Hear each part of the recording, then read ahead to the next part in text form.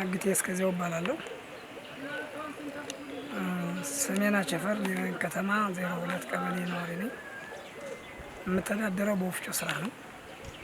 ነገር ግን ከአሁን በፊት በከፍተኛ ደረጃ የዚህ መብራት ጉዳይ ጣና በለስን ያህል 460 ሜጋዋት የሚያመነጭ ይዘን ሌላ ሀገር እየበራ ከኛ ሀገር ይህን ያህል በመብራት ችግር ወጣቱ ጣውላ ቤት፣ ወፍጮ ቤት፣ ሆቴሎች፣ ጋራጆች፣ የተለያዩ ማንኛውም ሰው ስራ መፍጠር በሚችልበት ሁኔታ የዳቦ ማሽን፣ የዱቄት ፋብሪካ፣ የዘይት መጥመቂያ እነዚህ ሁሉ ዘርፈ ብዙ መብራት የሚሰራቸው በመሆኑ ነገር ግን እንዳለመታደል ሆኖ ሰሜን አቸፈር ወይም ጣና በለስ 62 ወጪ ኑሮት ከጃዊ ተቀንጭቦ እንዲሰጠን አዲስ አበባ ካሁን በፊት በአቤቱታ ሄደን ጠይቀን ከቆንዝላ ይስማላ ድረስ አገልግሎት እንዲሰጥ ተወስኖ ለተወሰነ ጊዜ ስራ ከጀመርነው በኋላ የተቃጠለበት ምክንያት ውሉ በማይታወቅ ምን አክሲደንት እንደደረሰበት ለመፍታት ለህዝቡም ሆነ ለመንግስት ሰራተኛው በጣም ውስብስብና አስቸጋሪ በመሆኑ አንደኛ በተደጋጋሚ ለሚመለከተው አካል ወረዳ አስተዳደር ጥያቄ አቅርበን ነበር። አንደኛ ዘበኛ የለውም፣ እጥር የለውም። በሁለተኛ ደረጃ ኦፕሬተር ሰራተኛ የለውም የሚል ጥያቄ በተደጋጋሚ ከአቶ ሰለሞን ባህር ዳር አቤቱታ አቅርበን ነበር። ከዚህ ቀጥሎ ወደ ዲላሙ ይሰጥ ተብሎ ሲወሰን አንደኛ ከሰሜን ደቡብ ወይም ከምስራቅ ምዕራብ 15 ሜትር ሲደመር 30 ሜትር እንጨት እንዳይነካው 33000 ኬቪ በመሆኑ በትናንሽ ነገሮች የመጥፋት ባህሪ ስላለው ይሄን ሁሉ ጥያቄ ለሚመለከተው አካል አቅርበን ነገር ግን ለዲላሙ ይሰጥ አይብራ ማለት አይደለም።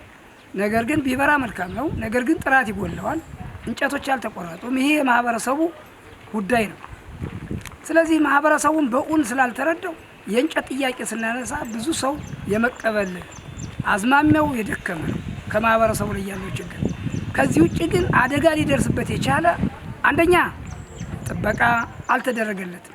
በሁለተኛ ደረጃ ኦፕሬተር የሚሰራ 2 የማታ 2 የቀን ሊኖር ይገባል። ይህን ያህል ግዙፍ ሀብት አገሪቱን የሚያበራ አገሪቱን የሚጠቅም የብዙ ወጣቶች የስራ እድል የሚከፍት ማንም ሰው ስራ ከሰራ የሰውን ጫማ፣ የሰውን ኳሊቲ፣ የሰውን መልክ ሊያይ አይችልም።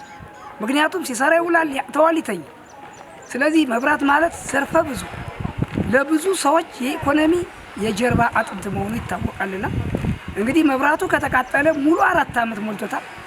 ሰሜን አቸፈር በተለይ በሰሜን አቸፈር ወረዳ 33000 መስመር ተጠቃሚዎች በሙሉ ዳምጁ። ስለዚህ አሁንም በብዙ ጥረት መንግስትም ከፍተኛ ርብርብ አድርጎ ከውጪ አስገብቷል። ነገር ግን ከገባበት ቀን ጀምሮ ስራው ያው በጊዜ ብዛት ስንጉላላ ቆይተናል። ነገር ግን እግዚአብሔር የተመሰገነ ይሁን የመድኃኒዓለም ቸርነት ተጨምሮ ይመስለኛል እንግዲህ ትናንት ብዙ ሰው ተረባርቦበታል። ብዙ ትግል ተደርጓል። ብዙ አቤቱታ ተጠይቋል። ስለዚህ በዚህ ውስጥ የተሳተፉ እናቶ አለም ይባሉ እናቶ ሀብታሙ የሚባሉ ከአዲስ አበባ ስልኬን በማንሳት በደንብ ለማንኛውም ሰው ማንሳት የማይችሉ ሰዎች እያነሱ ችግሩን ከኋላ ወይም ከፊት ያለውን ችግር በጋራ እያደረግን ስለዚህ የሚመለከተው የወረዳ አስተዳደርም ከፍተኛ የሆነ ጥረት አድርጓል።